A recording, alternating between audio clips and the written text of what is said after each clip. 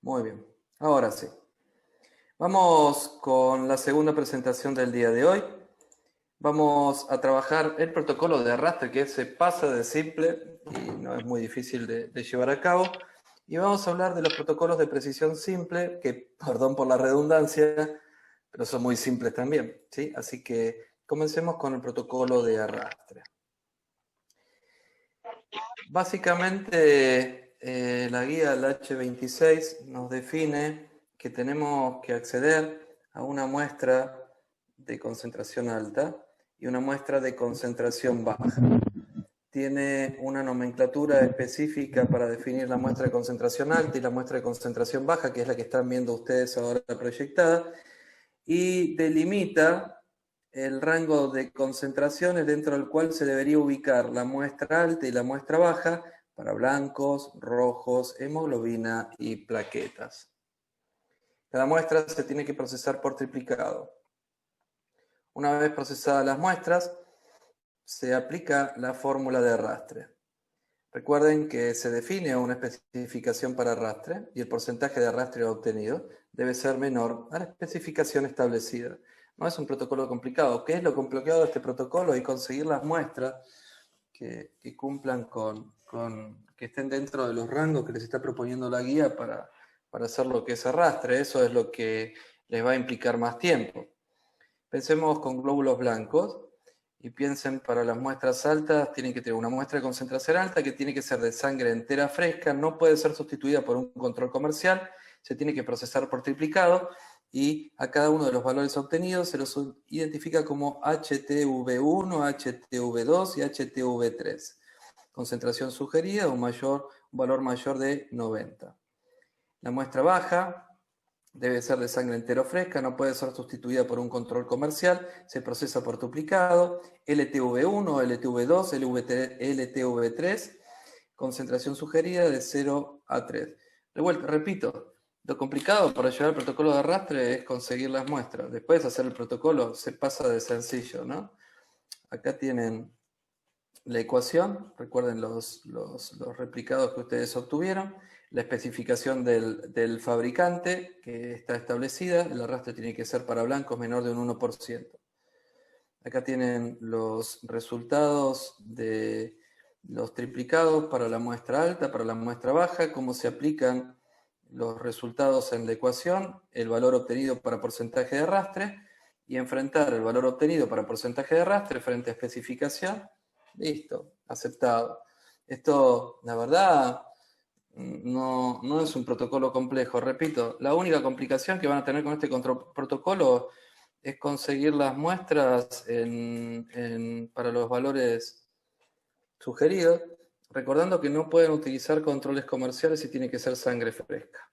Fin del protocolo de arrastre. Esta va a ser la presentación más rápida de todas las que vamos a ver en estos encuentros de estos 4 días. La que sigue es el protocolo propuesto para lo que es la evaluación de precisión simple.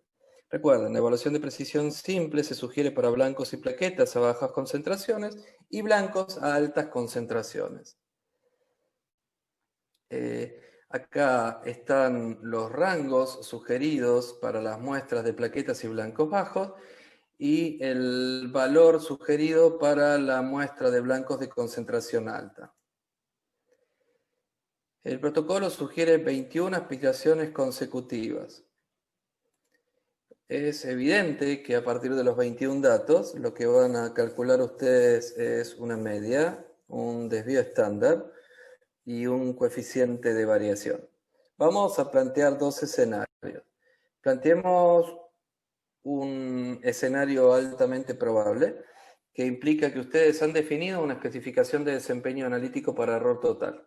Cuando ustedes evalúan lo que es precisión simple, están evaluando de cierta forma lo que es el error aleatorio. Por lo tanto, de la especificación de desempeño analítico que ustedes han definido para error total, le van a asignar un porcentaje al error aleatorio. Este porcentaje se conoce como modelo de presupuesto de error, no hay un único modelo de presupuesto de error. El porcentaje que es de uso más frecuente para el error aleatorio es del 25%. Este es el escenario más probable. tienen una especificación definida para error total y le asignan un 25% al error aleatorio. El error aleatorio es el 25% de la especificación de desempeño analítico definida para error total. El coeficiente de variación obtenido de los 21 replicados tiene que ser menor o igual que el error aleatorio máximo permitido, que recuerden que es el 25% de la especificación de desempeño analítico definida para error total. Si es mayor, la precisión ha sido rechazada. Ahora, recuerden que ustedes podrían haber utilizado como fuente para definir las especificaciones de desempeño analítico lo que es variabilidad biológica. Si ustedes utilizan variabilidad biológica como especificación de desempeño analítico para el procedimiento de medida, tienen una especificación para error total, una especificación para error aleatorio y una especificación para error sistemático. En este caso, van a utilizar la especificación que define variabilidad biológica para error aleatorio. Esto está hecho un ejemplo, pero la verdad que es medio como bastante simple, ¿no? Está hecho para blancos, la muestra baja, la muestra alta, los 21 replicados, la media, el desvío estándar y el coeficiente de variación. La especificación de desempeño analítica definida para error total es del 15%, el 25% de 15 es 3.74. Los coeficientes de variación obtenidos son 2.4 para el nivel bajo, 2.2 para el nivel alto. Nos preguntamos si se cumple con la especificación y la respuesta es sí. En realidad voy a pasar no vamos a hacer preguntas sobre esto, vamos a agrupar las preguntas con la próxima presentación. Esta presentación les dije se pasa de cortita, de una presentación que es muy simple. De hecho, estos protocolos son bastante simples y bastante fáciles de seguir. Voy a dejar de compartir, pero no me voy, ¿sí? Dejo de compartir porque voy a cambiar la presentación.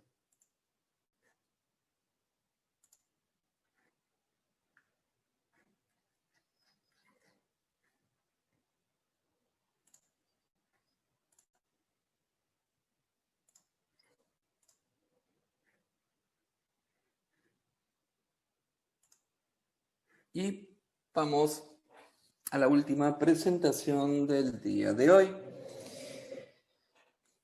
Si hacemos, recordamos y nos vamos un poquitito para atrás en las presentaciones, en la primera presentación, y hablábamos de cuál es la guía que recomienda la H26 para lo que es la verificación de precisión en condiciones de repetibilidad y en condiciones de precisión intermedia, nos recomendaba la guía EP15A3 de la CLSI.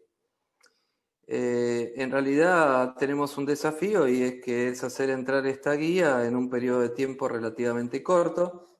Entonces vamos a brindar los lineamientos generales del EP15.3 en el día de hoy solamente para precisión.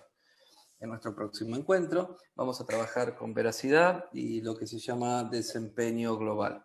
Nos vamos a enfocar en lo que es el área de hematología y en el área, vamos a pensar también en lo que es el área de hemostasia.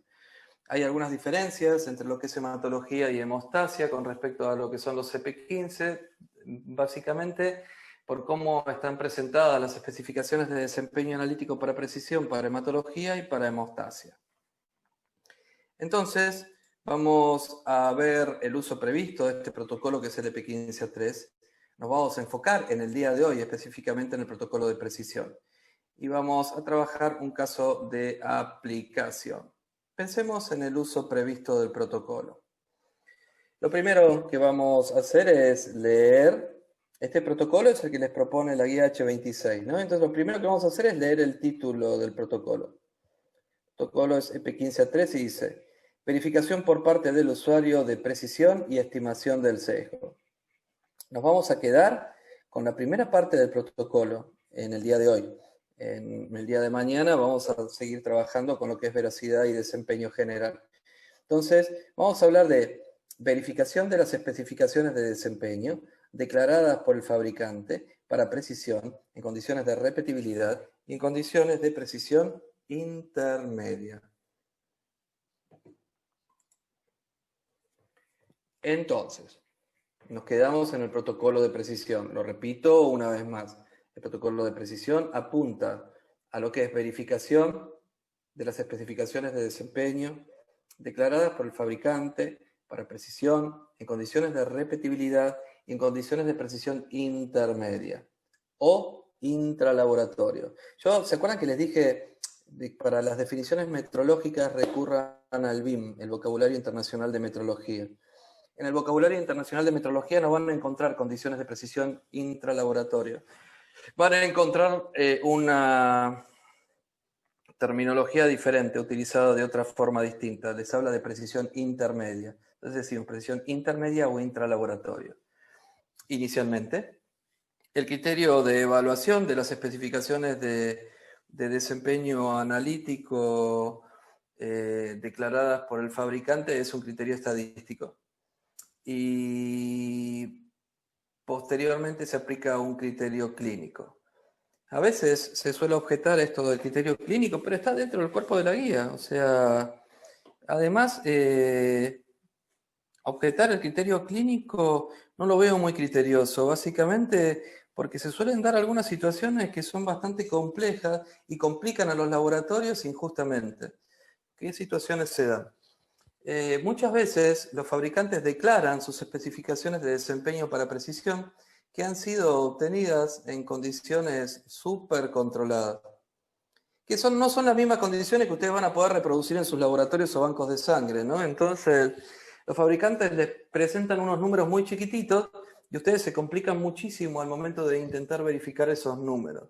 Y entonces puede ser que la verificación de estas condiciones de precisión, desde un punto de vista estadístico, estén rechazadas. Pero si ustedes se enfrentan los coeficientes de variación intralaboratorio a la especificación de desempeño analítico para error aleatorio, están recontra sobrados, con sigmas, como vamos a ver en el día de mañana, que están por arriba de 6. Entonces, qué poco sentido tendría dar por rechazado una verificación en estas circunstancias, ¿no? Y que le obliguen a un laboratorio a hacerlo. La verdad, tienen que leer muy bien la guía, la EP 15A3, y ver cómo se propone la evaluación global. Bien, si bien no lo vamos a ver en el día de hoy, la guía también les habla de estimación del sesgo. Justo en estos días nosotros estábamos dando un curso de EP15 sincrónico y me preguntaban por qué para precisión se habla de verificación de especificaciones de desempeño analítico declaradas por el fabricante para precisión, y en el caso del sesgo se habla de estimación del sesgo y no de verificación de especificaciones del fabricante para el sesgo. Porque en realidad se cambió el título de la guía de la versión 2 a la versión 3, porque en la versión 2 le hablaba de verificación de las especificaciones de desempeño declaradas por el fabricante para veracidad. El desafío es: identifiquen en los insertos de los reactivos las especificaciones de desempeño declaradas por el fabricante para veracidad. Es un desafío tramposo. ¿Por qué? Porque no las van a encontrar. ¿Por qué? Porque están confusas o no están declaradas. Entonces, recuerden, no se puede verificar lo que no ha sido declarado. Entonces cambia la guía, el título, y para sesgo no les habla de verificación, les habla de estimación del sesgo y valoración del sesgo desde un punto de vista estadístico y desde un punto de vista clínico.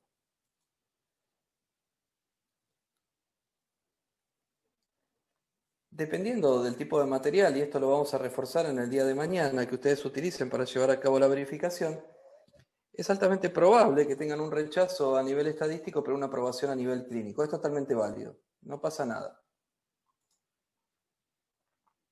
La evaluación clínica es importantísima. Nosotros somos laboratorios clínicos, implica enfrentar desempeño a una especificación de desempeño analítico. Entonces, nosotros le damos mucha importancia. Metámonos en el protocolo de precisión específicamente. Precisión. Guía EP 15A3 de la CLCI. Nos habla de que debemos verificar las especificaciones de desempeño declaradas por el fabricante para precisión en condiciones de repetibilidad y condiciones de precisión intermedia. Acá, en el área de hemostasia no pasa nada, porque la van a llevar simple, porque van a encontrar en los insertos de los reactivos las especificaciones de desempeño declaradas por separado para repetibilidad y para precisión intermedia. En tanto que para precisión hay una sola especificación declarada y es la que van a tener que verificar, para hematología digo, una sola especificación declarada y es la que van a tener que verificar. Vamos al BIM, Vocabulario Internacional de Metrología, y recurramos a la definición de precisión de medida. Y les dice, proximidad entre las indicaciones o los valores medidos obtenidos en mediciones repetidas de un mismo objeto o de objetos similares bajo condiciones especificadas. ¿Por qué les pongo esta definición? Son 3 las condiciones diferentes bajo las cuales se puede medir la precisión de un procedimiento de medida. Las primeras condiciones son las que se conocen como condiciones de repetibilidad de una medición. Voy a leer la definición una vez más del Vocabulario Internacional de Metrología. Condición de medición dentro de un conjunto de condiciones que incluyan el mismo procedimiento de medida, los mismos operadores, el mismo sistema de medida, las mismas condiciones de operación y el mismo lugar, así como mediciones repetidas del mismo objeto de un objeto similar en un periodo corto de tiempo. Vamos a traducirlo al mundo real. Piensen, ¿vieron cuando vimos en la presentación anterior el protocolo de precisión simple? Que les decía, en una misma corrida analítica obtengan 26 replicados sobre el mismo material. En una misma corrida analítica implica un periodo corto de tiempo. En un contador hematológico, en un periodo corto de tiempo van a tener los mismos líquidos genéricos, va a estar activa la misma calibración, es posible que trabajen con el mismo operador y es poco probable que las condiciones ambientales cambien. Estas son las condiciones de repetibilidad. Están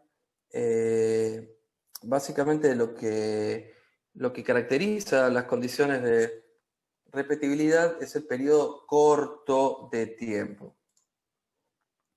Repetibilidad de medida es la precisión medida bajo un conjunto de condiciones de repetibilidad.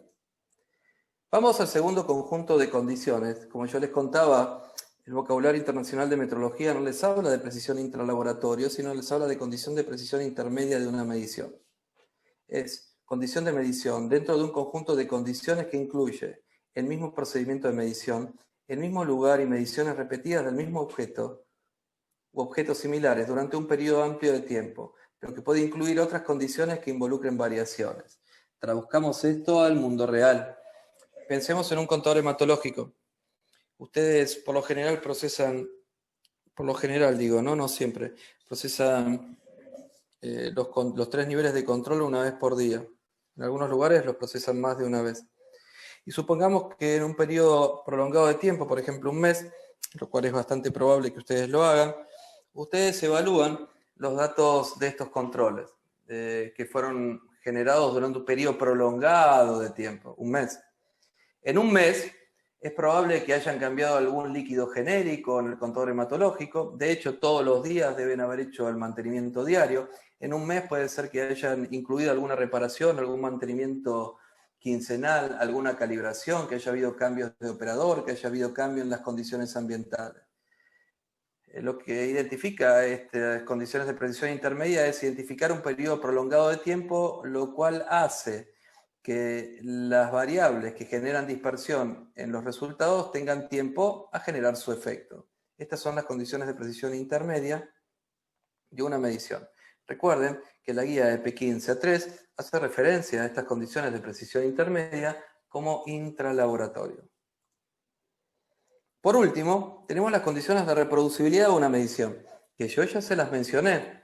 Se las mencioné en la primera presentación del día de hoy, cuando hablábamos de las especificaciones de desempeño analítico según lo que era el estado del arte. Condiciones de reproducibilidad. Pensemos que participamos en un esquema de evaluación externa de la calidad. En el esquema de evaluación externa de la calidad participan varios laboratorios o varios bancos de sangre. Cada uno recibe la muestra, la procesa, informa el resultado. El proveedor del esquema recibe todos los resultados, calcula los datos del grupo, media, desvío estándar y coeficiente de variación. Ese coeficiente de variación, el coeficiente de variación de grupo, fue obtenido a partir de los resultados informados por un conjunto de laboratorios. Fíjense, con los resultados generados por un conjunto de laboratorios, ¿cuánto espacio existe para que las variables que generan dispersión puedan actuar? Si bien es el mismo modelo de equipo, son distintos equipos, o sea, distintos números de serie, colocados en distintos laboratorios o bancos de sangre con distintas calibraciones, distintos líquidos genéricos, distintos operadores, distintos niveles de mantenimiento, todo es distinto. Entonces, acá las condiciones de reproducibilidad generan un espacio muy grande para que las variables que generan dispersión puedan actuar. La precisión en condiciones de reproducibilidad o reproducibilidad de medida es la precisión de medida bajo un conjunto de condiciones de reproducibilidad. De estas tres condiciones, repetibilidad, precisión intermedia y reproducibilidad, el protocolo EP15A3 de la CLSI les permite verificar solo dos, repetibilidad y precisión intermedia, no reproducibilidad. Y acá se arma el lío. Y hay que ser muy cuidadosos, ¿sí? Yo quiero ser muy cuidadoso con esto porque hay un lío en la nomenclatura. Básicamente, ¿por qué se genera este lío en la nomenclatura? Básicamente el lío en la nomenclatura se genera porque muchas de las guías de la CLSI no respetan la nomenclatura ISO. Y la del EP15 es una de estas. Si ustedes van a documentos de ISO y quieren hablar de un coeficiente de variación en condiciones de repetibilidad, hablan de CV sub R minúscula. El coeficiente de variación en condiciones de precisión intermedia, CV sub RW minúscula. Y reproducibilidad, CV sub R mayúscula. Esto es la nomenclatura ISO, pero no es la nomenclatura del EP15. Esto es la nomenclatura ISO, pero no es la nomenclatura del EP15. ¿Qué condiciones de precisión deben ser verificadas? Repetibilidad y precisión intermedia. Esto yo ya se los conté, ¿no? Las condiciones de repetibilidad se caracterizan por contemplar un periodo corto de tiempo, ¿no? El mismo procedimiento de medida, en el mismo laboratorio, el mismo equipo, el mismo operador, el mismo lote de reactivo en base y la misma calibración. Repeticiones en un periodo corto de tiempo. Y guarda con la nomenclatura de la EP15.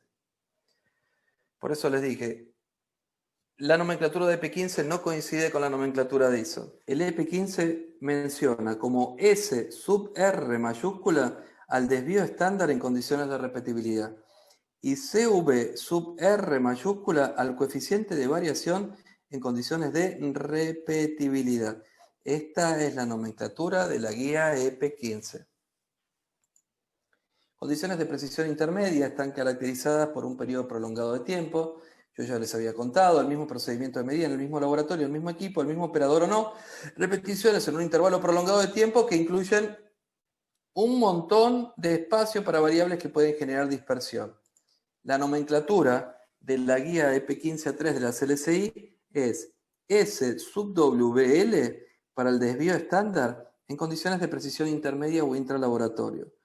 CV sub WL, coeficiente de variación en condiciones de precisión intermedia o intralaboratorio. Ojo con la nomenclatura. Como vamos a trabajar con la guía EP15A3 de la CLSI, vamos a respetar su nomenclatura. ¿Qué necesito para desarrollar el protocolo? Y lo que necesitan es el protocolo, básicamente, como para empezar. En hematología, voy a hacer la diferencia entre hematología y hemostasia. En hematología, por lo general, cuando hacen un EP15, trabajan con 3 niveles de control. En hemostasia, por lo general, trabajan con 2. La idea, como vamos a ver en el día de mañana, es que puedan utilizar el mismo material para precisión y veracidad.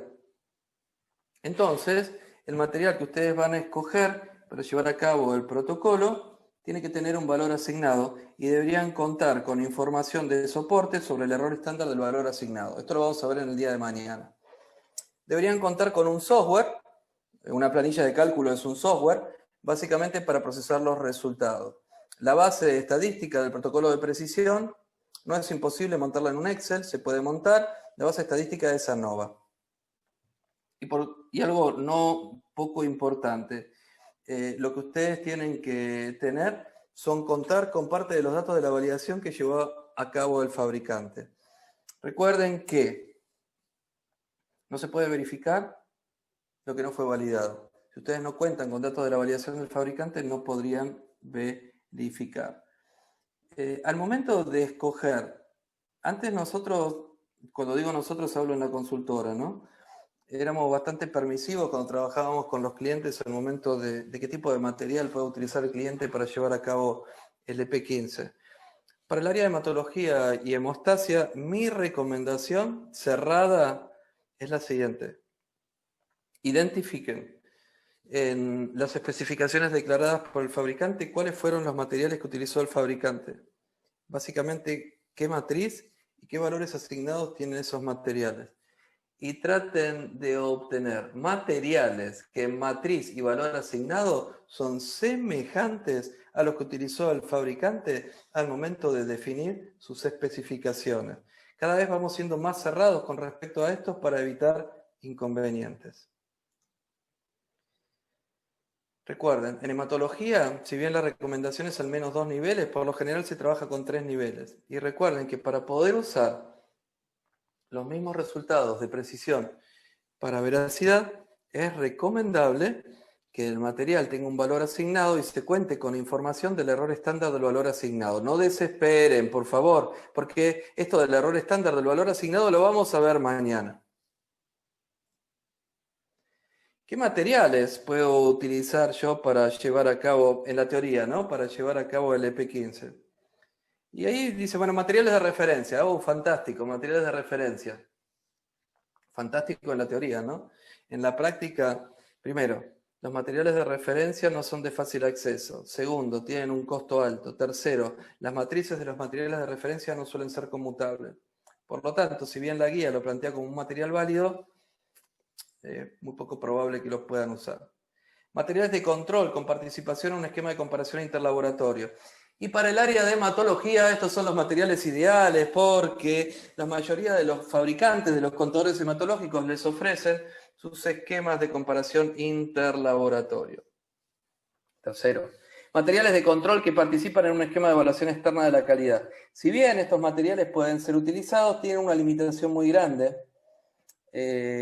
Básicamente, ¿cuál es la limitación? El volumen. Y para lo que es hematología, específicamente la estabilidad del mensurando en esos materiales. Porque una vez que ustedes utilizan la muestra de control externo, les queda muy poco volumen y es muy probable que la muestra no sea muy estable, entonces no les termine sirviendo para hacer el EP15 en el área de hematología. Puede ser que les sirva para el área de hemostasia. Y la última opción, que no está mal, pero los puede complicar un poquitito, son materiales de control comercial con valor asignado para el procedimiento de medida evaluado, pero sin información que permita estimar el error estándar del valor asignado. Entonces, las tres últimas opciones son las que ustedes van a manejar por lo general. En hematología es altamente probable que termine utilizando materiales de control que participan en un esquema de comparación interlaboratorio. En hemostasia pueden que usen esos materiales, pueden que usen materiales con participación en un esquema de evaluación externa de la calidad o materiales de control comercial, en el mejor de los casos de tercera opinión, con valor asignado para el procedimiento de medida en evaluación. ¿Cuál es la estimación del valor asignado dependiendo del material que ustedes estén usando? Supongamos que yo utilizo un material de referencia, hipotético caso y poco probable. Un material de referencia viene con un valor asignado en un certificado. En áreas diferentes a las que estamos tratando nosotros ahora, no estoy hablando ni de hematología ni de hemostasia, algunos fabricantes puntuales proponen materiales de veracidad. Un material de control de veracidad es un material que tiene un valor asignado con trazabilidad y incertidumbre declarada. Es muy parecido a un material de referencia. No están disponibles estos materiales por lo general en el área de hematología y hemostasia. Si trabajo con un material que participa en un esquema de comparación interlaboratorio, para hematología, en vez de hablar de la media acumulada del grupo par de comparación, voy a hablar de la media del grupo par de comparación, porque los interlaboratorios en el área de hematología no acumulan. Si es un material que participa en un esquema de comparación interlaboratorio para el área de hemostasia, hablo de la media acumulada del grupo par de comparación. Si el material es un material que participa de un esquema de evaluación externa de la calidad, el valor asignado en la encuesta, la media del grupo par de comparación, es el valor asignado. Y si es un material de control con valor asignado para la plataforma analítica bajo evaluación, en el inserto del material de control van a encontrar el valor asignado. ¿Qué esquema se tiene que aplicar? Bueno, el EP15 A3, si bien propone un esquema que es el de uso más frecuente, no es rígido y permite la aplicación de otros esquemas. Nosotros solemos trabajar con el esquema de uso más frecuente, que implica, para cada material escogido, llevar a cabo quintuplicados durante 5 días. Quintuplicados durante 5 días. Y con esos datos, calcular un coeficiente de variación en condiciones de repetibilidad y un coeficiente de variación en condiciones de precisión intermedia. Ojo la nomenclatura. Estoy utilizando la nomenclatura de la guía EP 15A3 de la CLCI. ¿En qué consiste el protocolo? En comparar mis estimaciones para repetibilidad y precisión intermedia con las especificaciones de desempeño declaradas por el fabricante para precisión en condiciones de repetibilidad y condiciones de precisión intermedia que fueron obtenidas con materiales que en matriz y concentración son semejantes a lo que nosotros hemos utilizado para llevar a cabo la verificación. Si los valores son comparables, después de una evaluación estadística y clínica, digo que la verificación está aceptada. Y si no son comparables, digo que la verificación está rechazada. Recuerden, no solo es estadística la evaluación, también la evaluación es clínica. Bien, yo he identificado un montón de personas que están en el listado de participantes que están acostumbrados a esta guía, ¿no?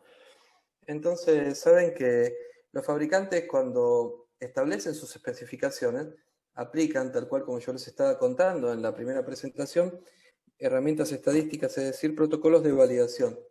Son protocolos que tienen una duración prolongada, implica una gran cantidad de determinaciones y el tratamiento estadístico de los datos suele ser complejo. Es muy probable, no en el área de hematología, pero sí en el área de hemostasia, que el protocolo al cual recurra el fabricante para definir sus especificaciones de desempeño analítico sea el EP5A3 de la CLCI. Este protocolo maneja un mínimo de 80 datos para establecer las especificaciones y yo verifico con 25 datos. Entonces, ¿qué ocurre? La guía les propone que calculen unos límites superiores de verificación para las especificaciones de desempeño analítico declaradas por el fabricante, para precisión en condiciones de repetibilidad y para precisión en condiciones de precisión intermedia. ¿Y qué representan estos límites superiores de verificación? Vamos a tomar la especificación de desempeño analítico. Vamos a cambiar el N y vamos a reproducir la distribución de datos que el fabricante hubiera obtenido si en vez de haber trabajado con 80 datos para validar, hubiera trabajado con 25. Y sobre esa distribución voy a ubicar el percentil 95. Ese percentil 95 representa el límite superior de verificación de la especificación de desempeño declarada por el fabricante, ya sea para precisión, en condiciones de repetibilidad, o en condiciones de precisión intermedia. Bien. ¿Cómo se calculan? Bien, el límite superior de verificación para la especificación de desempeño declarada por el fabricante para repetibilidad no es complejo. Si ustedes trabajan siempre con el mismo diseño, quintuplicados durante 5 días, termina siendo aproximadamente un 30% más grande que la especificación inicial. En tanto que el límite superior de verificación de la especificación de desempeño declarada por el fabricante para precisión, condiciones de precisión intermedia, termina siendo un tanto más complicado y es más variable. Acá les menciona cuál es la distribución chi cuadrada. Habría que, si tuviéramos mucho más tiempo, habría que desarrollar las ecuaciones que les permiten estimar estos límites superiores de verificación. La de repetibilidad les aseguro que es muy simple. La de precisión intermedia es un tanto más complicada. Ahora, inicialmente tengo las especificaciones de desempeño declaradas por el fabricante para precisión en condiciones de repetibilidad y para precisión en condiciones de precisión intermedia para muestras que matriz y concentración son semejantes a las que yo utilicé para llevar a cabo la verificación. Y a partir de estas especificaciones voy a calcular los límites superiores de verificación de estas especificaciones, que son más grandes que las especificaciones originales. Recuerden, el de repetibilidad termina siendo un 30% aproximadamente más grande. Les pido, por favor, que no lo voy a leer esto, les pido a ustedes que repasen la nomenclatura y presten atención también a la codificación por colores. Lo que está en azul significa que son valores que hemos obtenido a partir de los 25 datos para cada nivel de decisión médica. Lo que está en color, acá yo no sé cómo definir este color, le podríamos decir marrón clarito, otro le podría decir durazno, bueno, pónganle el nombre que ustedes quieran. Lo que está en ese color marrón clarito vendría a estar vinculado a un dato que viene de afuera, la especificación de desempeño declarada por el fabricante, para precisión en condiciones de repetibilidad, o precisión en condiciones de precisión intermedia y sus límites superiores de verificación.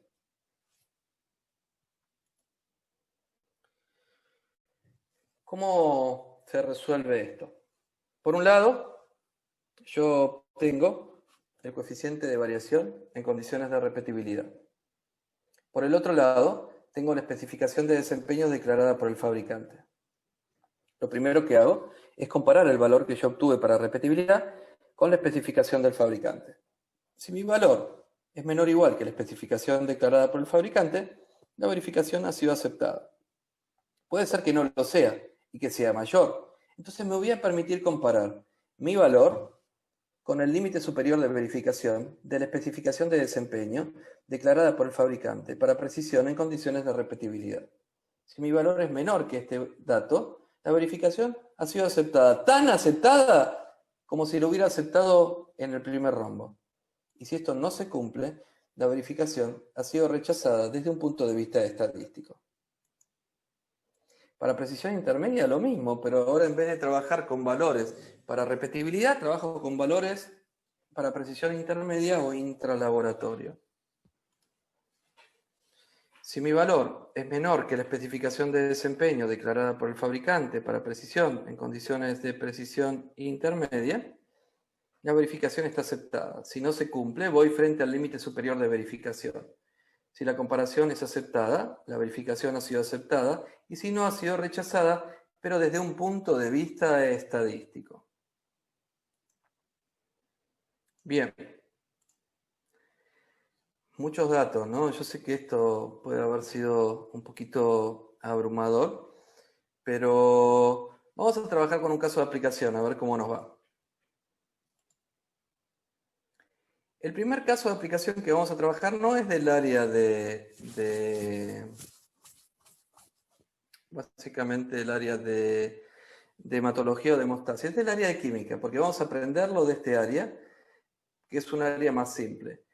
Mañana vamos a ver veracidad, vamos a aprender a evaluar desempeño, y después de entender el protocolo en sí, vamos a aplicar el protocolo a un parámetro del área de hematología, porque hay algunas diferencias, ¿sí? Pero empecemos con esto. Vamos a aplicar el protocolo para una glucosa. El laboratorio participa en un esquema de comparación interlaboratorio que tiene dos niveles de decisión médica diferentes. Recordemos que el valor asignado, en el caso de un material que participa en un esquema de comparación interlaboratorio, en este caso, viene siendo la media acumulada del grupo par de comparación. Para el nivel 1 es de 86.58 miligramos por decilitro. Lo que estamos viendo es un inserto del reactivo. Como yo digo, este es un inserto feliz, ¿no? ¿Por qué un inserto feliz? Porque el fabricante utiliza la nomenclatura correcta para definir sus especificaciones de desempeño analítico. Y esto es siempre así, no, lo siento mucho, esto no es siempre así. De hecho, tengo buenas noticias, ¿no? Muchos fabricantes han modificado sus insertos y han tratado de adaptar la nomenclatura que utilizan para sus especificaciones de desempeño analítico a lo que es la nomenclatura ISO. Entonces, es mucho más fácil identificar estas especificaciones. Acá, el fabricante declara que cuando hizo la validación trabajó con dos materiales, dos sueros de control. Por eso yo utilicé sueros de control también.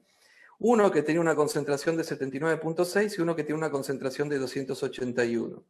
Yo me fijo y el valor que yo trabajé es de 86.58. el que más se parece, que utilizó el fabricante, es el 79.6. Y lo que voy a buscar es la especificación de desempeño que declaró el fabricante para precisión en condiciones de repetibilidad. Y la identifico de manera muy simple, 1.98. Y para precisión intermedia, 2.15. Acá me voy a detener, ¿no? Porque les acabo de decir algo. No piensen que todos los fabricantes van a usar la nomenclatura que corresponde para mencionar las especificaciones de desempeño analítico. Repetibilidad, ¿cómo lo pueden encontrar? Lo pueden encontrar como intracorrida o intraserie. Son algunos de los términos que utilizan algunos fabricantes. Intracorrida o intraserie. Y precisión intermedia, y básicamente lo más común que utilizan los fabricantes es total. Y les dice en la parte de abajo que la precisión total incluye lo que es intraserie, interserie e interdiario, todos los componentes de varianza. Tengo las dos especificaciones. ¿Qué hago? Bueno, acá cuando van a hacer un EP15 tienen que ser muy cuidadosos en lo que tienen que hacer, ¿no? Primero, recuerden que ustedes están haciendo un EP15 para conocer cuál es el desempeño del procedimiento de medida cuando ustedes trabajen de manera de rutina, ¿no? Entonces, antes de procesar las muestras que van a participar del EP15, ustedes tienen que hacer lo que van a hacer todos los días con el procedimiento de medida. Por ejemplo, si todos los días, antes de procesar las muestras de los pacientes, ustedes van a venir, van a rellenar los reactivos, van a calibrar lo que tengan que calibrar, van a correr los controles para saber si el sistema analítico está trabajando de manera estable y después van a procesar las muestras de los pacientes, hacen exactamente lo mismo, lo único que en vez de hablar de muestras de pacientes, vamos a hablar de las muestras que ustedes van a utilizar para el EP15. Cuando hacen el EP15 no tienen que hacer nada raro, tienen que trabajar en las mismas condiciones en las cuales van a trabajar ustedes cuando trabajan de manera rutinaria. Algunas de las preguntas que se hacen cuando se explica este protocolo, es decir, preguntan si es necesario que todos los días sean consecutivos, y a veces les cae un sábado y un domingo en el medio y se tienen que saltear 2 días y no va a pasar nada. ¿Qué pasa si el procedimiento de medida que yo estoy haciendo el EP15 requiere una calibración diaria? Y lo mismo va a pasar con las muestras de los pacientes. Por lo tanto, antes de correr las muestras del EP15, hacen la calibración diaria y corren los controles. Entonces tienen que trabajar bajo las mismas condiciones que van a trabajar cuando trabajen de manera rutinaria. Están cargados los valores en el software que utilizamos nosotros para EP15. Fíjense en que los datos críticos de esta carga es el valor asignado 86.58 y las especificaciones de desempeño declaradas por el fabricante para precisión en condiciones de repetibilidad y precisión en condiciones de precisión intermedia. Luego tienen los datos de los quintuplicados durante 5 días. Quintuplicados durante 5 días. Y en la parte de abajo tienen la evaluación de lo que es precisión en condiciones de repetibilidad y precisión en condiciones de precisión intermedia. Veamos lo que es repetibilidad y vamos a ponerlo bien grande.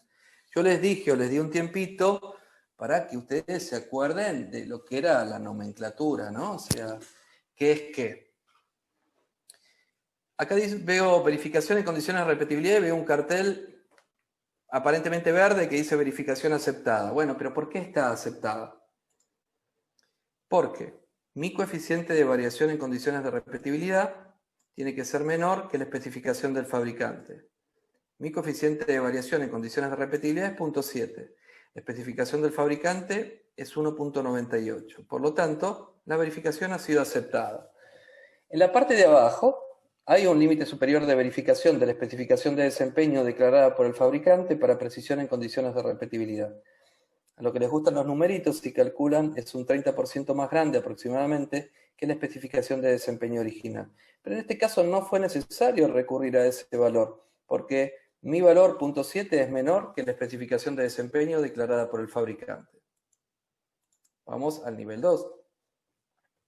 Coeficiente de variación en condiciones, de repetibilidad,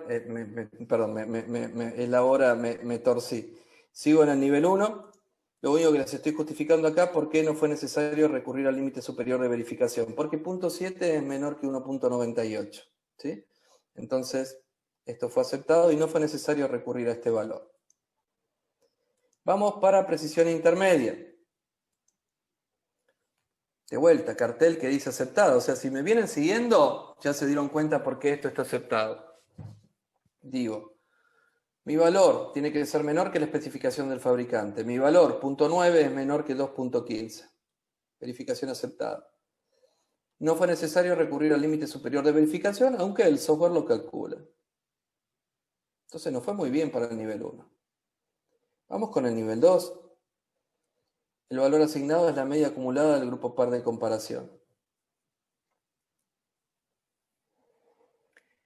Miren el valor. De los dos valores que trabajó el fabricante, el que más se parece es la concentración que está declarada como 2. Y voy a identificar el coeficiente de variación en condiciones de repetibilidad y en condiciones de precisión intermedia.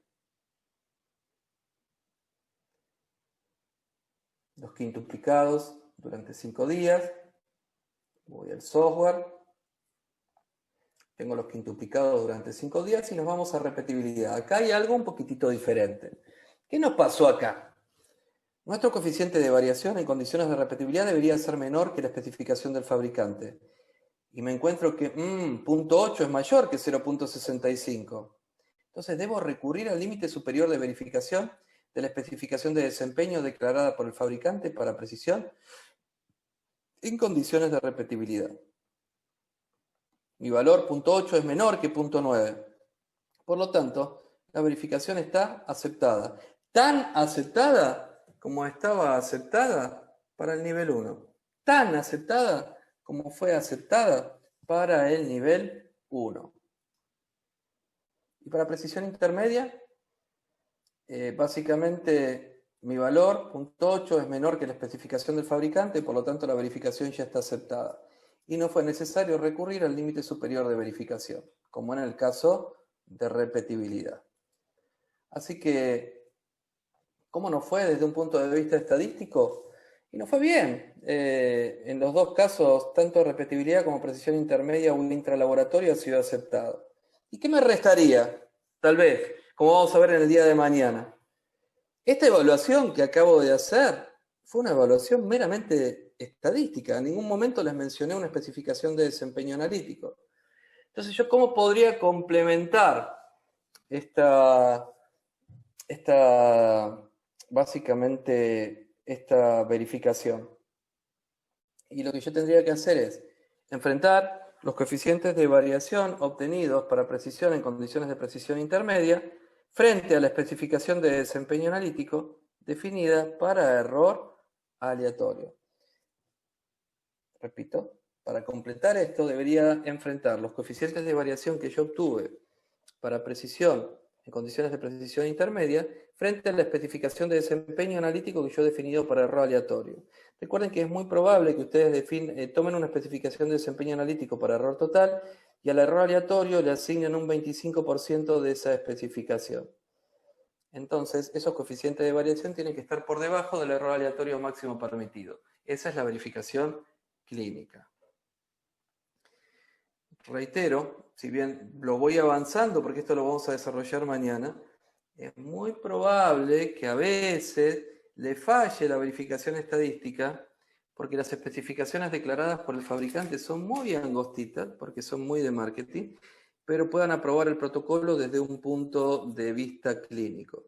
La guía de P15A3 de la CLCI les dice explícitamente que el director del laboratorio, considerando los datos de la verificación de manera sistémica significa de manera general, viendo el protocolo como un todo, puede dar por aprobada la verificación en estas circunstancias. Bien, nos fue muy bien en el tiempo con el día de hoy, ¿no? Entonces, tenemos disponible un espacio generoso para preguntas, así que les pido ayuda nuevamente a la organización para que me ayuden a manejar las preguntas que se pueden generar. Les pido, tengan paciencia, un poquitito de paciencia, no estén muy ansiosos. Recuerden que mañana vamos a ver veracidad, desempeño y vamos a trabajar específicamente sobre un caso de hematología. Así que son bienvenidas todas las preguntas que ustedes quieran formular en este momento. Pueden ir para temas anteriores también, ¿eh? No se limiten a esto. Desde la primera presentación a la última presentación son bienvenidas todas las preguntas. A todos los participantes se les hace recordar, por favor, que envíen sus preguntas al grupo de Telegram.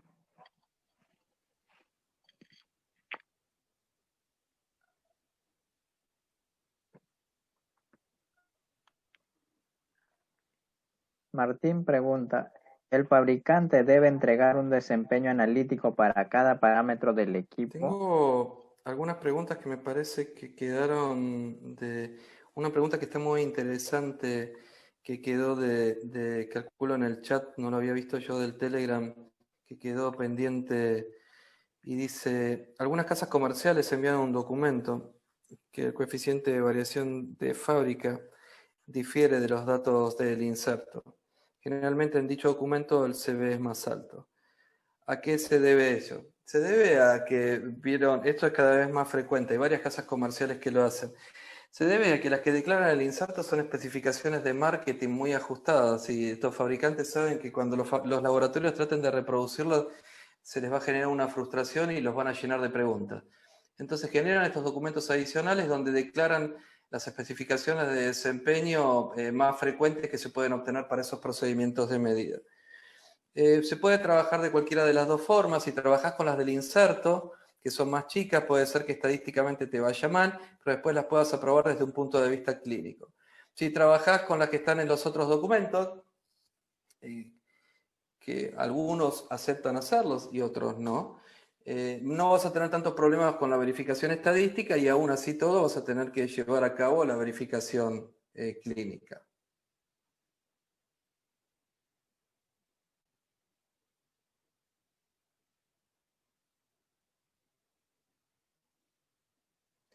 Otra pregunta.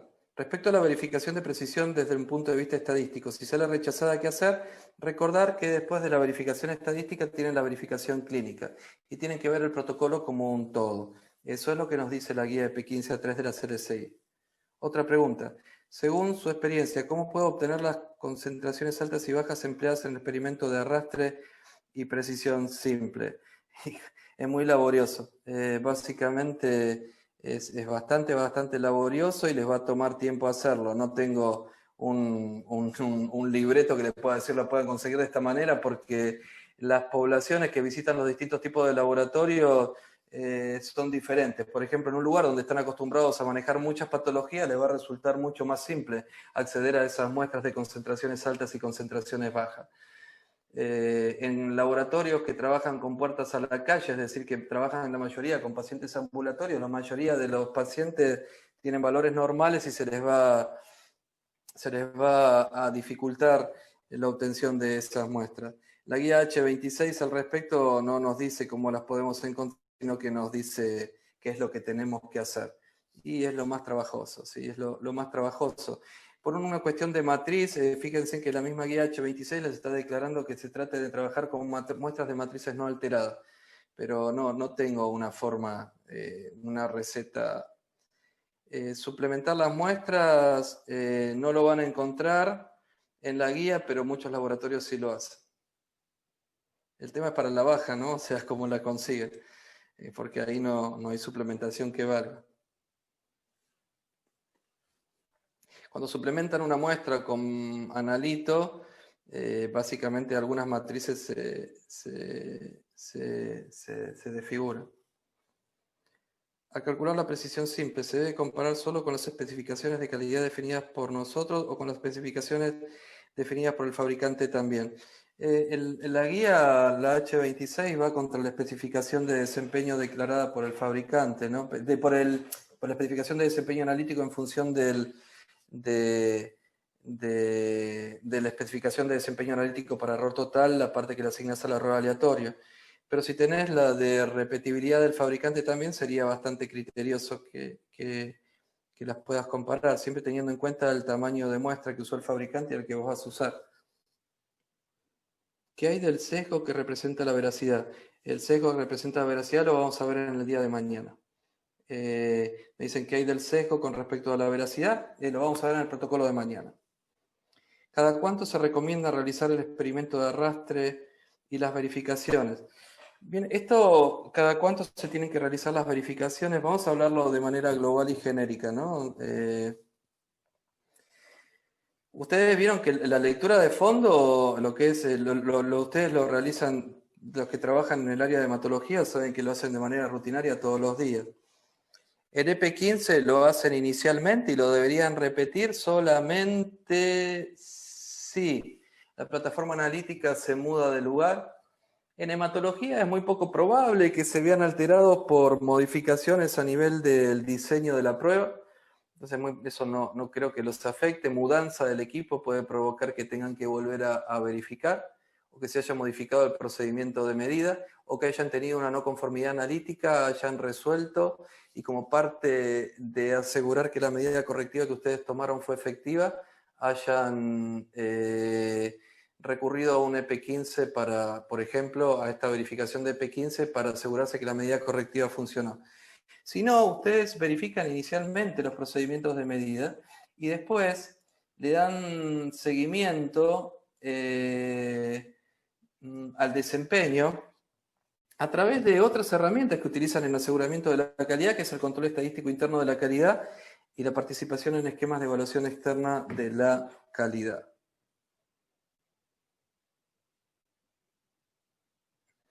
Alguna de las preguntas, yo ya no, es que ya básicamente yo ya desistí de contestarla, porque la recomendación que les estoy dando es una totalmente diferente. Dice, ¿qué hay que hacer cuando la concentración de los materiales usados en la validación difiere demasiado del material que estoy empleando para la validación? Antes hacíamos algunas cosas, de hecho la guía les dice que traten de generar un perfil de precisión e interpolar dentro del perfil de precisión para hallar las especificaciones correctas. Pero eso es un lío y nadie lo va a hacer. Entonces, la verdad, la respuesta yo se los dije dentro de... se los dije dentro del cuerpo de la presentación. Les digo, la verdad, hagan un esfuerzo para tratar de conseguir materiales que matriz y concentración sean semejantes a los que utilizó el fabricante al momento de definir las especificaciones. Si no, se les va a complicar muchísimo la verificación. Si no, la guía lo que les dice es que tienen que tratar de reproducir el perfil de precisión con los datos declarados por el fabricante e interpolar sobre ese perfil de precisión para obtener la especificación correcta para el material que ustedes están utilizando. Muy, muy engorroso. La guía H26 es solo para contadores hematológicos automatizados. En caso de hemostasia, ¿se debe ocupar el EP15A2 o el EP15A3? No, para hemostasia se usa el EP15A3, claro que se usa y se usa muchísimo. Pero, por ejemplo, lo que es arrastre por lo general no se trabaja. Lo que es precisión simple para hemostasia tampoco se trabaja. Intervalo de medición solo para algunos mesurando. Entonces, si quieren, mañana les preparo en una diapositiva cuáles son los parámetros de desempeño que son críticos para hemostasia y tienen que ser verificados. La guía H26 es para contadores hematológicos, sí.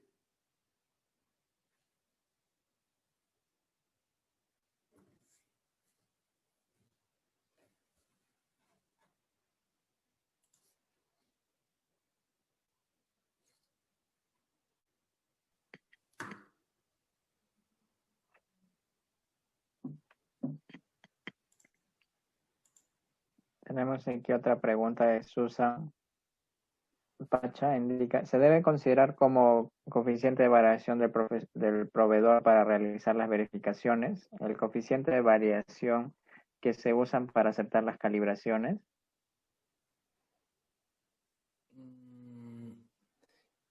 Acá tengo, perfecto. Creo que hay dos preguntas que me moví del Telegram, me moví al chat de la al chat de la herramienta, ¿no?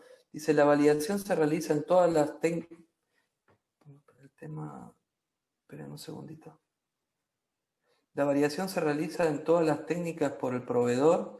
La variación se realiza en todas las técnicas por el proveedor para tener una guía de implementación de equipos nuevos. La variación se realiza en todas las técnicas por el proveedor.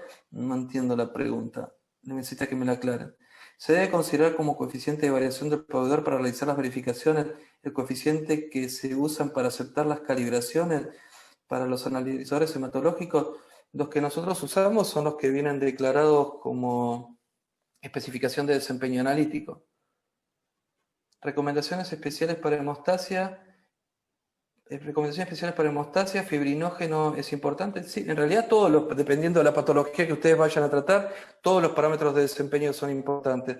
Todos los analitos son importantes para una patología o un conjunto de patologías en particular. Para mañana les propongo presentarles una lista de los parámetros de desempeño que son críticos para el área de hemostasia que deben ser verificados. La validación se realiza en todas las técnicas por el proveedor. Me está costando entender la pregunta. Maestro, ahí considero que la respuesta es que la validación sí es hecha por el proveedor, por el fabricante, pero el laboratorio lo que hace es verificar, ¿no? Claro, eso es correcto, sí. El fabricante valida y nosotros accedemos a un procedimiento de medida que ha sido validado para su uso previsto. Y nosotros lo implementamos siguiendo las recomendaciones del fabricante. Y por lo tanto tenemos que verificar, no validar. Los fabricantes son los responsables de las validaciones. Para todos los procedimientos de medida, los fabricantes tienen que presentar sus validaciones. Les digo otra vez más, para veracidad, para sesgo, les pido por favor que esperemos al día de mañana que vamos a desarrollar ese tema.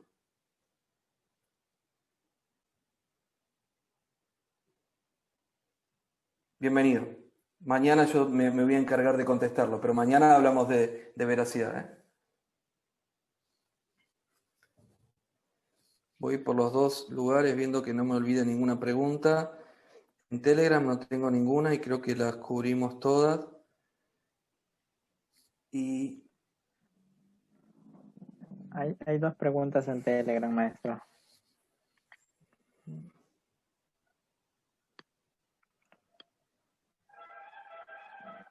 ¿cómo verificar los parámetros para recuento diferencial? En realidad nosotros lo que hacemos es verificar todo lo que el equipo mide. Para lo que aplicamos para recuento diferencial es una guía, pero que excede el alcance de esta presentación, que es la H20, pero básicamente para poder ver que todos los observadores están mirando lo mismo. Si no pasa la precisión estadísticamente y si está dentro del 25% del error total, se da como aceptado y continuamos con el protocolo de verificación. Bueno, sí, eso es lo que yo les contaba. Se me está complicando un poquitito porque estoy viendo preguntas por dos. Estaría bueno que las preguntas las formulen en un solo medio, porque me pierdo un poquitito entre el chat del Zoom y el chat del Telegram. Estoy en el Telegram ahora. Dice, si no pasa la precisión estadísticamente y si está dentro del 25% del error total, ¿se da como aceptado? De acuerdo a los lineamientos de la guía EP15A3 de la CLSI, sí. Y yo también lo veo así. Paso de vuelta al chat. ¿Debemos verificar modo abierto y modo cerrado también para muestras capilares? Depende de la población de muestras que tenga el laboratorio y el uso que le da a las muestras capilares. Si es crítico, sí. Material preparado in-house, ejemplos plasmas pools, ¿es útil para evaluar precisión?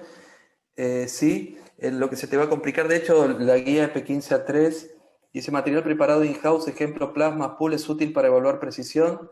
Sí, de hecho la guía EP15A3 de la CLSI lo contempla. Lo que se te va a complicar con los plasmas o pools es lograr valores asignados que estén próximos a niveles de decisión médica, y es ahí donde vas a tener que meterle muchas ganas para poder lograrlo.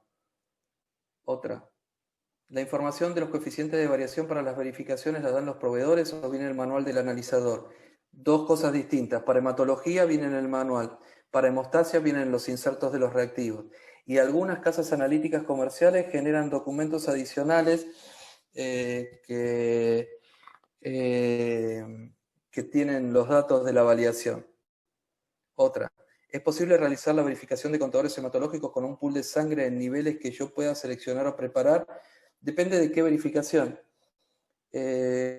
Por ejemplo, si vos vas a hacer un EP15 y trabajás con un pool de sangre y hay que ver cómo estabilizás el pool para que te aguante los 5 días, ¿no? O sea, esa es la limitación esa que existe para el área de hematología.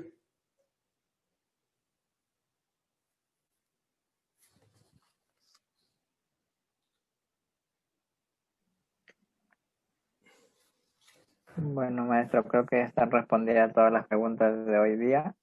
A Bien. todos los participantes les hacemos recordar, por favor, que a partir de mañana solo se le responderán las preguntas en el grupo de Telegram, ¿sí? Para facilitar las respuestas y para seguir una hilación.